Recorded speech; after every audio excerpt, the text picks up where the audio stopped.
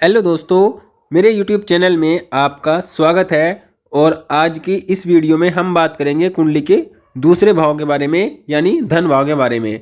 धन भाव के बारे में हम चर्चा करेंगे और जानने का प्रयास करेंगे कि पराशर जी के अनुसार धन भाव से संबंधित क्या क्या ज्योतिषीय योग हैं और क्या क्या ज्योतिषीय जो कॉम्बिनेशन है, ज्योतिषीय सूत्र हैं जो कि उन्होंने धन भाव से संबंधित बताए हैं कि कोई व्यक्ति कितना धनवान होगा, कितना धन से परेशान रहेगा या किस प्रकार की स्थिति किस ग्रह के अनुसार कैसी रहेगी।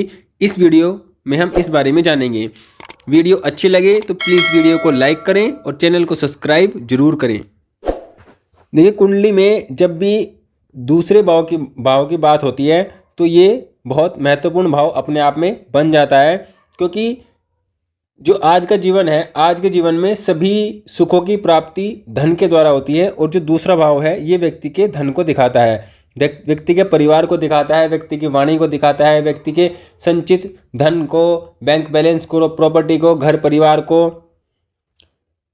व्यक्ति के संस्कार को, प्रारंभिक शिक्षा को, इन सभी चीज़ों को दूसरा भाव दिखाता है। और मुख्य रूप से हम घर परिवार और संचित धन को इस भाव से देखते हैं। और दूसरा भाव जो है अपने आप में एक बहुत महत्वपूर्ण भूमिका रखता है, क्योंकि धन की महत्ता इस संसार में सबसे अधिक है। और जिस व्यक्ति का धन भाव मजबूत है, धन भाव अच्छा है, वह व्यक्ति अपने जीवन में बहुत अच्छे जीवन को जीता है या जीवन में सभी सुख सुविधाओं का भोग करता है, क्योंकि उसके पास धन है। अगर व्यक्ति के पास धन नहीं होगा तो व्यक्ति किसी भी सुख सुविधाओं का, किसी भी सुख का भोग नहीं कर पाएगा। ये सब धन भाव से संबंधित कुछ बातें। धन भाव, देखिए, धन भाव की अगर हम बात करते हैं तो काल पुरुष दूसरे भाव, काल पुरुष का दूसरा भाव शुक्र का होता है। और शुक्र यहाँ पर अपनी काल पुरुष की राशि में माने जाते हैं। दूसरा भाव वृषभ राशि के अंतर्गत आता है। दूसरे भाव के हम कारक ग्रह की बात करते हैं तो दूसरे भाव के कारक ग्रह गुरु बनते हैं और कहीं ना कहीं शुक्र भी बनते हैं, क्योंकि शुक्र लक्ष्मी और धन का कारक कुंडली में होता है।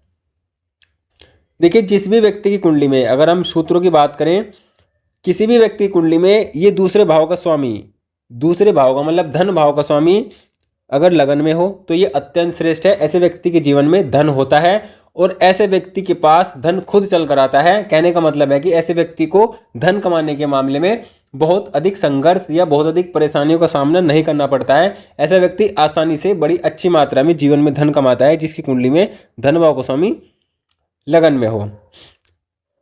जिसकी कुंडली में धन भाव का स्वामी चतुर्थ भाव में होता है, ऐसे व्यक्ति के जीवन में भी धन अधिक मात्रा में होता है। उसके पास जीवन में धन से हर सुख प्राप्त होता है, धन से हर सुख को प्राप्त कर लेता है। मतलब धन की ऐसे व्यक्ति के पास जीवन में कमी नहीं होती है और आसानी से धन व्यक्ति को मिल जाता है।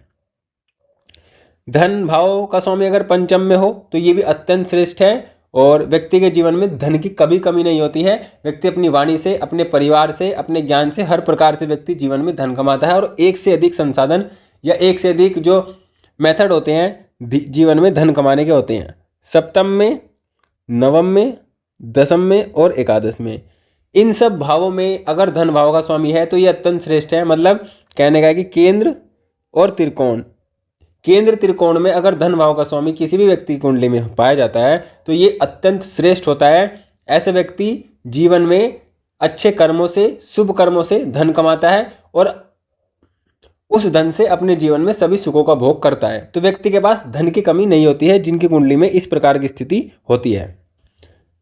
जिस व्यक्ति की कुंडली में धन भाव, मतलब ये धन भाव का स्वामी है, छठे भाव में हो, आठवें में हो और 12वें में हो, तो ऐसे व्यक्ति को धन के मामले में कठिनाइयों का सामना करना पड़ता है। मतलब धन कमाने के मामले में या धन अर्जन के मामले में, धन संबंधी कार्यों में व्यक्ति को परेशानियां जीवन में होती हैं। दूसरे का स्वामी छठे में हो तो ये व्यक्ति के जीवन में कर्ज की स्थिति को दिखाता है। ऐसे व्यक्ति अगर कर्ज लेता है तो कर्ज लेकर धन आता है और धन से अपने सुखों का भोग करता है। किसी अन्य प्रकार से व्यक्ति को धन के कमाने के मामले में समस्या रहती है या धन कमा नहीं पाता है, बड़ी परेशानियों, कठिनाइयों का सामना करना पड़ता है। अपनी योग्यता के अनुसार भी ऐसा व्यक्ति धन नहीं कमाता है। देखिए, दूसरे का स्वामी अगर अष्टम में होता है तो अष्टम में बैठकर वो दूसरे भाव को देखता है, तो ये अच्छा होता है, व्यक्ति के पास धन होता है। लेकिन व्यक्ति का जो अत्यधिक धन है वो खर्चों में निकल जाता है। स्वास्थ्य संबंधी समस्याओं को निपटने में ऐसे व्यक्ति का जो धन है वो जीवन में लगता है। मतलब धन का भोग नहीं कर पाता है, धन व्यक्ति के पास होता है। और देखिए दूसरे का स्वामी अगर 12वें में हो तो ऐसे व्यक्ति विदेश में अगर जाए तो व्यक्ति के पास धन की मात्रा अधिक होती है, लेकिन अगर स्वदेश में ही रहता है तो व्यक्ति को धन से संबंधित परेशानियां, आर्थिक रूप से परेशानियां रहती हैं, व्यक्ति के पास धन की कमी भी रहती है। पराशर जी के अनुसार धन भाव में अगर गुरु हो और मंगल, मतलब किसी भी व्यक्ति की कुंडली हो, धन भाव में गुरु और मंगल एक साथ हों तो ये अपने आप में अत्यंत श्रेष्ठ स्थिति होती है। ऐसा व्यक्ति बेहद धनवान होता है, जीवन में धन की कमी नहीं होती है, जीवन की किसी भी अवस्था में, किसी भी उम्र में धन की कमी ऐसे व्यक्ति के पास नहीं होती है जिसकी कुंडली में दूसरे भाव में भौम मतलब मंगल और गुरु एक साथ हों। देखिए जब भी कुंडली में शुक्र दूसरे भाव में हो तो ये भी बहुत श्रेष्ठ होता है, ऐसे व्यक्ति के पास भी जीवन में धन की मात्रा बहुत अधिक होती है, या पूर्व जन्म में ही ऐसे व्यक्ति के कर्म किए होते हैं कि व्यक्ति इस जन्म में जिसकी कुंडली में ऐसी स्थिति होती है धन की मात्रा अधिक होती है, धन की कमी व्यक्ति के पास नहीं होती है। धन भाव पर अगर गुरु की दृष्टि हो, चाहे गुरु यहाँ से देखते हो, यहाँ से देखते हो,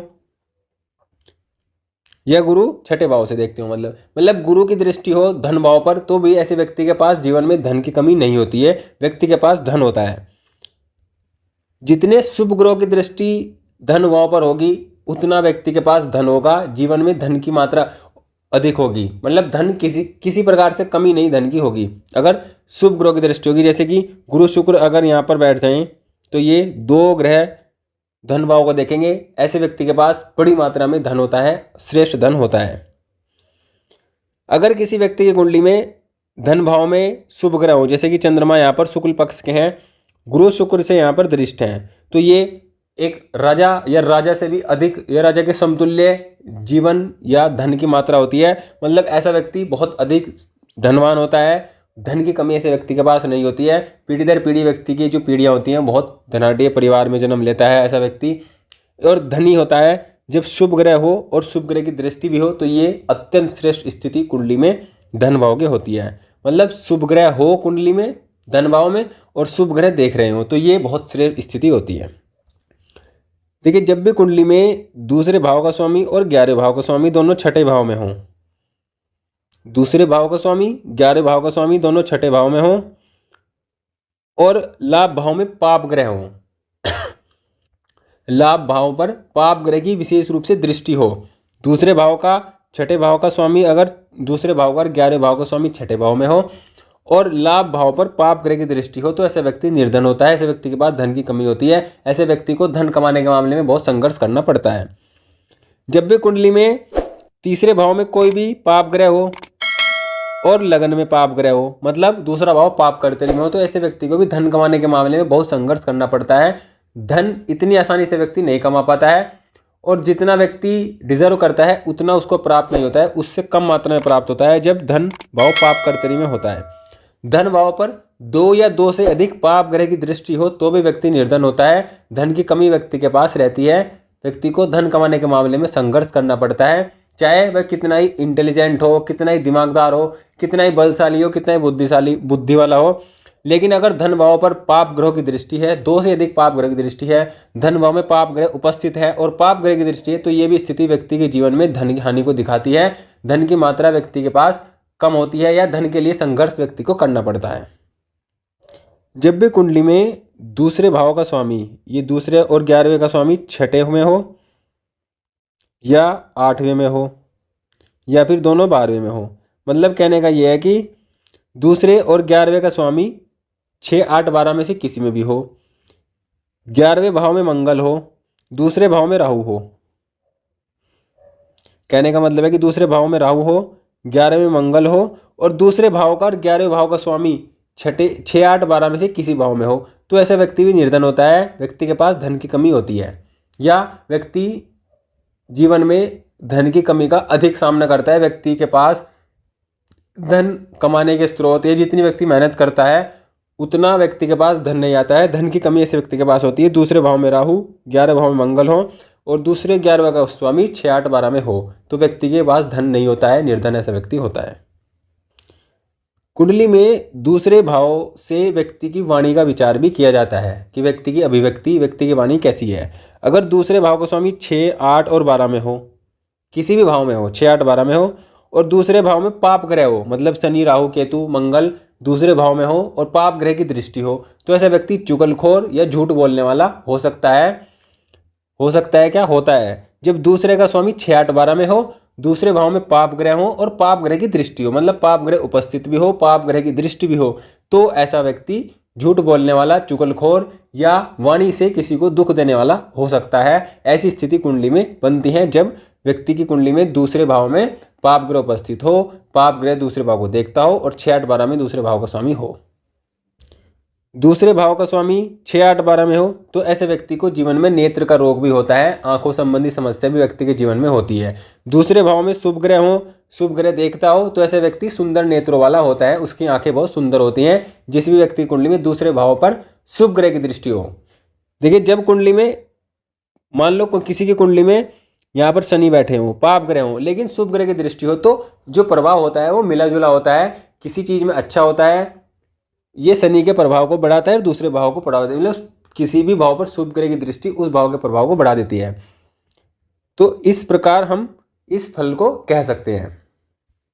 और आखिरी सूत्र, दूसरे भाव में गुरु हो, दूसरे भाव में शुक्र हो और 11वें भाव में गुरु हो, ये भी बहुत अत्यंत श्रेष्ठ स्थिति कुंडली में होती है। ऐसा व्यक्ति भी धनवान होता है और ऐसा व्यक्ति अपने जीवन में धार्मिक कार्यों पर बहुत अधिक खर्च करता है या अपने व्यवसाय में भी बहुत अधिक धन खर्च करता है, लेकिन उसको उसका लाभ बहुत अधिक मिलता है।